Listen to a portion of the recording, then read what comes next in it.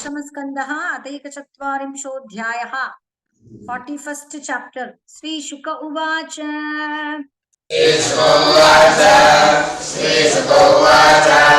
ततः तस्य भगवान्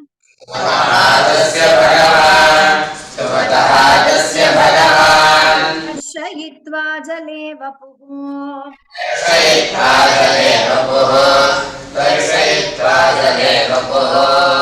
भूयः समाहरत् कृष्णो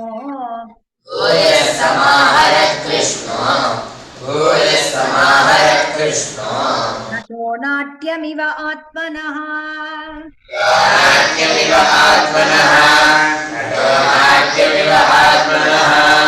श्री शुक उवाच स्तुवतः तस्य भगवान् दर्शयित्वा जले वपुः भूयः समाहरत् कृष्णो नटो नाट्यमिव आत्मनः सोऽपि चान्तर्हितं वीक्ष्य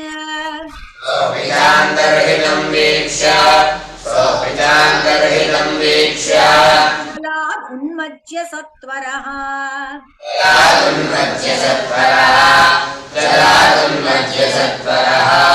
कृत्वा च आवश्यकं सर्वम्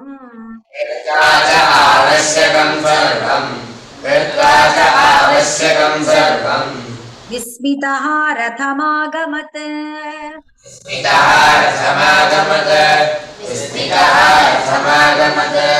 सोऽपि चान्तर्हितं वीक्ष्य जलादुन्मज्य सत्वरः कृत्वा च आवश्यकं सर्वं विस्मितः रथमागमत् तम् अपृच्छत् ऋषिकेशः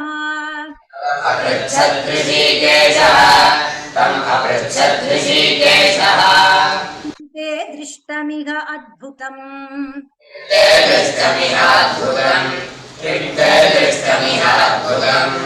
भूमो वियतितो येव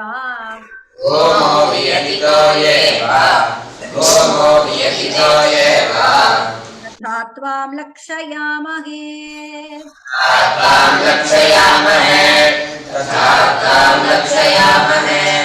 तम् अपृच्छत् ऋषिकेशः किं ते दृष्टमिहाद्भुतम् भूमो वियतितो येव तथा त्वां लक्षयामहे अक्रूर उवाच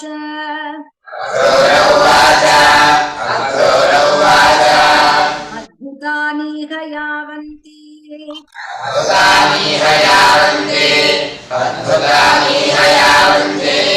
भूमो वियति वा जले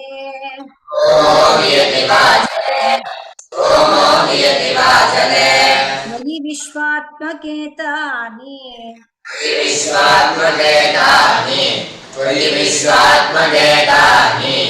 किं मे दृष्टं विपश्यतः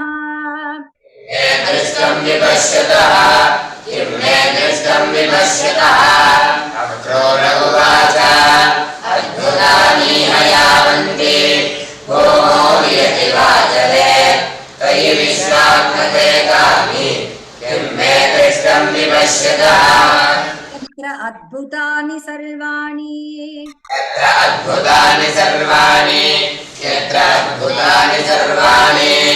भूमो वियति वा जले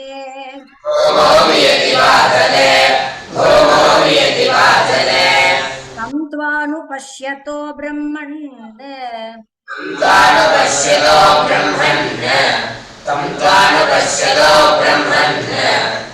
किं ते दृष्टमिह अद्भुतम्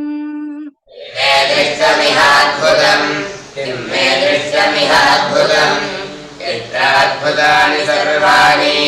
भूमो वियति वा जले तं त्वानुपश्यतो ब्रह्मन् किं मे दृष्टमिह अद्भुतम्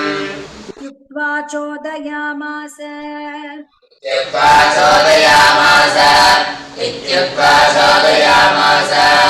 चन्दनं गान्धिनी सुतः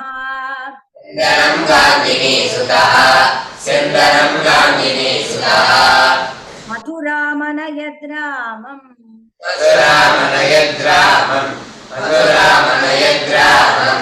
कृष्ण कृष्णं चैव दिनात्यये कृष्णं चैव दिनात्यये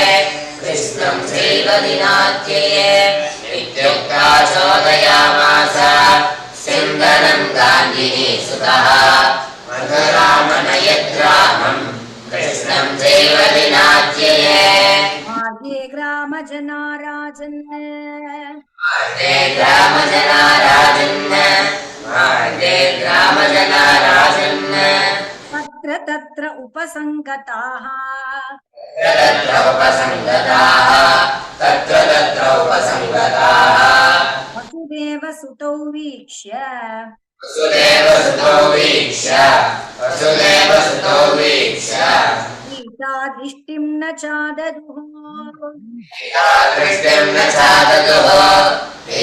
दृष्टिं न चाददुः मार्गे ग्रामजना राजन् तत्र तत्र उपसङ्गताः वसुदेवसुतौ वीक्ष्य गीतादृष्टिं न चाददुः तावद्रजौकसस्तत्र तावद्रजौकसस्तत्र नन्दगोपादयो ग्रतः नन्दगोपादयो घृतः पुरोपवनमासाद्य पुरोपवनमासाद्य प्रतीक्षन्तः अवतस्थिरे प्रतीक्षन्तः अवतस्थिरे तावद्रजौकसस्तत्र नन्दगोपादयो घृतः पुरोपवनमासाद्य प्रतीक्षन्तः अवतस्थिरे तान् समेत्याह भगवान् तान् समेत्याह भगवान् अक्रूरं जगदीश्वरः अक्रूरं जगदीश्वरः गृहीत्वा पाणिना पाणिं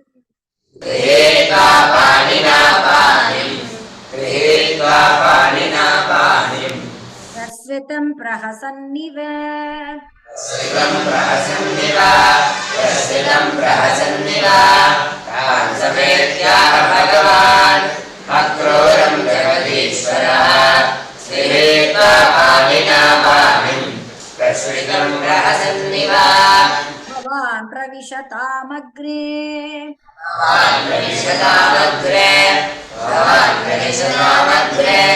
सह यानः पुरीं गृहम् सायानः पुरीं गृहम् अयन्ति गावमुच्याथ वयं विहावमुच्याथ ततो द्रक्ष्यामहे पुरीम् द्रक्ष्यामहे पुरीम् भवान् प्रविशतामग्रे सह यानः पुरीं गृहम् वयं विहावमुच्याथ ततो द्रक्ष्यामहे पुरीम् अक्रूर उवाच अक्रूर उवाच नाहं भवद्भ्यां रहितः अहं भवद्भ्यां रहितः प्रवेक्ष्ये मथुरां प्रभो प्रवेक्ष्ये मथुरां प्रभो त्यक्तुं नार्हसि मां नाथ त्यक्तुं नार्हसि मां नाथ भक्तं ते भक्तवत्सला भक्तं ते भक्तवत्सला अक्रूर उवाच नाहं भवद्भ्यां रहितः प्रवेक्ष्ये मथुरां प्रभो त्यक्तुं नार्हसि मां नाथ भक्तं ते भक्तवत्सला आगच्छयामगेहान्नः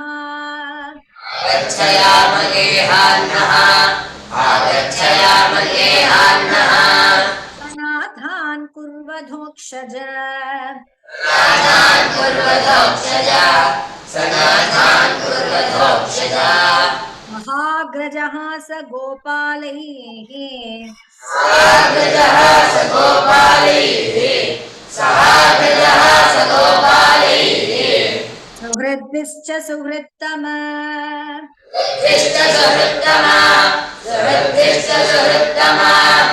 आगच्छयामगेहात्मः सनाथान् कुर्वतोक्षजा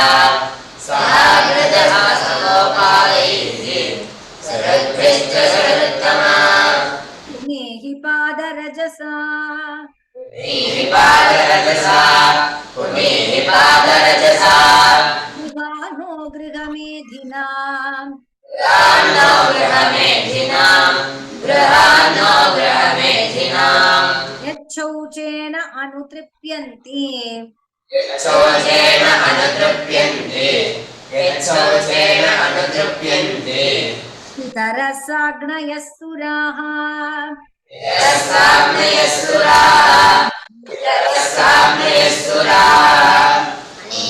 पादरजसा गृहानो गृहमेधिनाम् यच्छौचेन अनुतृप्यन्ते पितरः साग्नयः सुराः अवनिज्याङ्घ्रियुगलम् अवनिज्याङ्घ्रियुगलम् आसीत् श्लोक्यो बलिर्महान्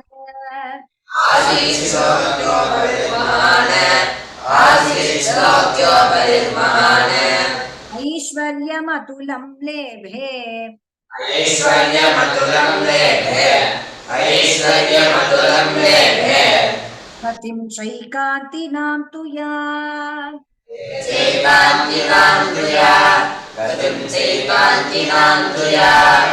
अवनिज्याङ्घ्रियुगलम् आसीत् श्लोक्यो बलिर्महान् ऐश्वर्यमतुलं लेभे पतिं चैकान्तिनां तु या आपस्तेन्द्रियवने जन्यः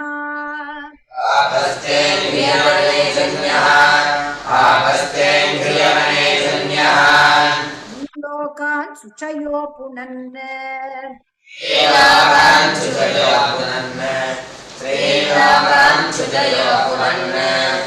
शिरसाधत्तया शर्वः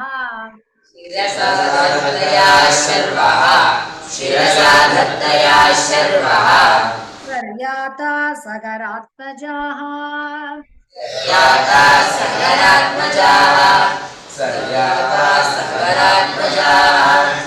आपस्तेन्द्रियमनेजन्यः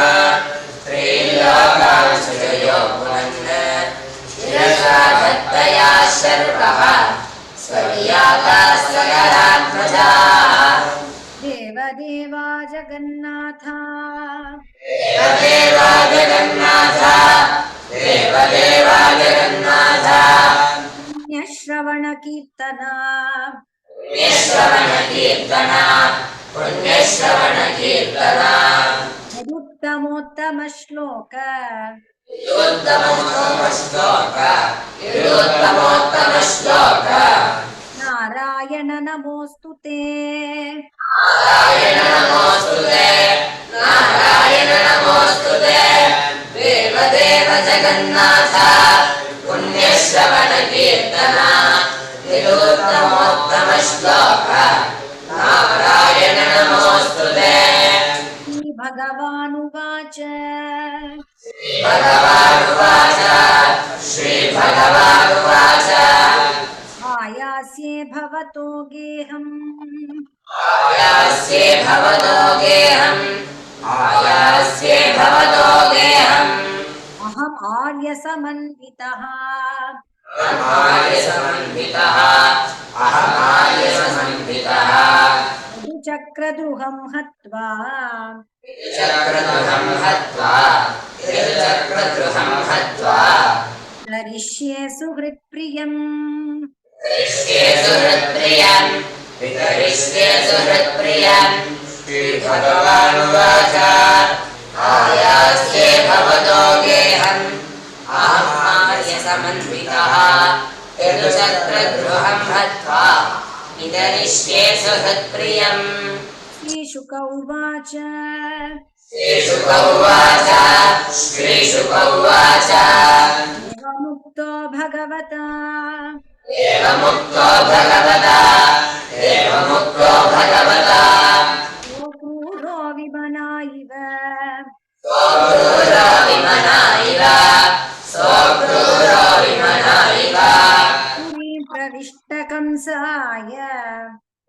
प्रविष्टकंसाय पुरीं प्रविष्टकंसाय कर्मावेद्य गृहं ययौ आवेद्यगृहं ययो कर्मावेद्यगृहं ययो श्रीशुकोवाच एवमुक्तो भगवता सोऽक्रूरोऽभिमनायिव पुरीं प्रविष्टः कंसाय कर्मावेद्यगृहं ययो अथापराह्ने भगवान् अथापराह्ने भगवान् अथापराह्ने भगवान् कृष्णः सङ्कर्षणान्वितः कृष्णः सङ्कर्षणान्वितः कृष्णः सङ्कर्षणान्वितः मथुरां प्राविशत् गोपैः मथुरां प्राविशत् गोपैः मथुरां प्राविशत् गोपैः दिदिक्षुः परिवारितः दिदृक्षुः परिवारितः दिदृक्षुः परिवारितः अथापराह्ने भगवान् कृष्णः सङ्कर्षणान्वितः मथुरां प्राविशत् गोपैः दिदृक्षुः परिवारितः दर्शतां स्फाटिकतुङ्गगोपुरद्वारा बृहत् हेमकपाटतोरणाम् दर्शतां स्फाटिकतुङ्गगोपुरद्वारां बृहद्धेमकपाटतोरणां ददर्शतां स्फाटिकतुङ्गगोपुरद्वारां बृहद्धेमकपाटतोरणाम् ताम्रारकोष्ठा परिखादुरा सदानुद्यानरम्य उपवन उपशोभिता ताम्रारकोष्ठां परिखादुरसादनुद्यानरस्योपवनमुपशोभितां ताम्रारकोष्ठां परिखादुरसदानुद्यानरस्योपवनोपशोभिताम् उद्यानरम्य उपवन उपशोभिता उद्यानरम्य उपवन उपशोभिताम् उद्यानरम्य उपवन उपशोभिताम् गोपुरद्वारां बृहद्धेमकपाटतोरणां ताम्रारकोष्ठां परिखादुरासदामुद्यानरम्योपवन उपशोभिताम् वर्णशृङ्गाटकहन्यनिष्कुटैः वर्णशृङ्गाटकहन्यनिष्कुटैः वर्णशृङ्गाटकहन्यनिष्कुटैः सभाभिः भवनैरुपस्कृता सभाभिः भवनैरुपस्कृता भवनैरुपस्कृता वैदूर्यवज्रामलनीलविद्रुमैः वैदूर्यवज्रामलनीलविद्रुमैः वैदूर्यवज्रामलनीलविद्रुमैः मुक्ताहरिद्भिः वलभीषु वेदिषु मुक्ताहरिद्भिः वलभीषु वेदिषु मुक्ताहरिद्भिः वलभीषु वेदिषु सौवर्णशृङ्गाटकहन्यनिष्कृतैः श्रेणीसभाभिः भवनैरुपस्कृता वैदूर्यवज्रामलनीलविद्रुमैः मुक्ताहरिद्भिः वलभीषु वेदिषु दुष्टेषु जालामुखरन्ध्रकुट्टिमेषु तेषु जालामुखरन्ध्रकुट्टिमेषु तेषु जालामुखरन्ध्रकुट्टिमेषु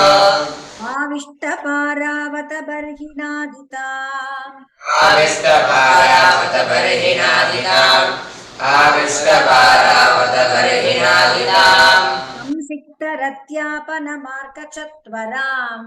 संसिक्तरत्यापनमार्गचत्वराम् संसिक्तरत्यापनमार्गचत्वराम् प्रकीर्णमाल्याङ्कुरलाजतण्डुलाम् कीर्णमाल्याङ्कुरलाजतण्डुलाम् प्रकीर्णमाल्याङ्कुरलाजतण्डुलाम् दुष्टेषु जालामुखरन्ध्रकुट्टिमेषु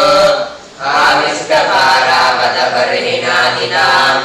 संसिक्तरत्यापनमार्गचत्वराम् प्रकीर्णमाल्याङ्कुरलाजतण्डुलाम् हीनमाल्याङ्कुरराजतण्डुलाम् आपूर्णकुम्भैर्दधि चन्दनोक्षितैः आपूर्णकुम्भैर्दधिचन्दनाक्षितैः आपूर्णकुम्भैर्दधिचन्दनाक्षितैः प्रसूनदीपावलिभिः सपल्लवैः प्रसूनदीपावलिभिः सपल्लवैः प्रसूनदीपावलिभिः सपल्लवैः सवृन्दरम्भाक्रमुकैः सकेतुभिः सरन्दरम्भाक्रमुकैः सकेतुभिः सरन्दरम्भाक्रमुकैः सकेतुभिः स्वलङ्कृतद्वारगृहां सपट्टिकैः अलङ्कृतद्वारगृहां सपट्टिकैः अलङ्कृतद्वारगृहां सपट्टिकैः आपूर्णकुम्भैर्दधिचन्दनाक्षितैः प्रसूनदीपावलिभिः सपल्लवैः सवृन्दरम्भाक्रमुकैः सकेतुभिः स्वलङ्कृतद्वारगृहां सपट्टिकैः तां सम्प्रविष्टो वसुदेवनन्दनो सम्प्रविष्टो वसुदेवनन्दनो तां सम्प्रविष्टो वसुदेवनन्दनो ततो वयस्यैः नरदेववर्त्मना ऋतो वयस्यैः नरदेववर्त्मना ऋतो वयस्यैः नरदेववर्त्मना द्रष्टुं समीयुः त्वरिता पुरस्त्रियः द्रष्टुं समीयुः त्वरिता पुरस्त्रियः द्रष्टुं समीयुः त्वरिता पुरस्त्रियः अन्यानि चैव आरुरुः नृपोत्सुकाः यानि चैव आरुरुः अन्यानि चैव आरुरुः तां सम्प्रविष्टो वसुदेवनन्दनो ऋतो वयस्यैः नरदेववर्त्मना द्रष्टुं समीयुः त्वरिता पुरस्त्रियः अन्यानि चैव आरुरुः काश्चिद्विपर्यग्धृतवस्त्रभूषणा काश्चिद्विपर्यग्धृतवस्त्रभूषणा काश्चिद्विपर्यग्धृतवस्त्रभूषणा विस्तृत्य चैकं युगलेष्वधापराः विस्मृत्यचैकं युगलेष्वधापराः विस्मृत्यचैकं युगलेष्वधापराः कृतैकपत्रश्रवणैकनूपुरा कृतैकपत्रश्रवणैकनूपुरा कृतैकपत्रश्रवणैकनूपुरा नान्त्वा द्वितीयं तु अपराश्च लोचनम् द्वितीयं तु अपराश्चलोचनम् द्वितीयं तु अपराश्चलोचनम् काश्चिद्विपर्यग्धृतवस्त्रभूषणा विस्मृत्य चैकं युगलेष्वधापराः कृतैकपत्रश्रवणैकनूपुरा द्वितीयं तु अपराश्चलोचनम् श्रीहरये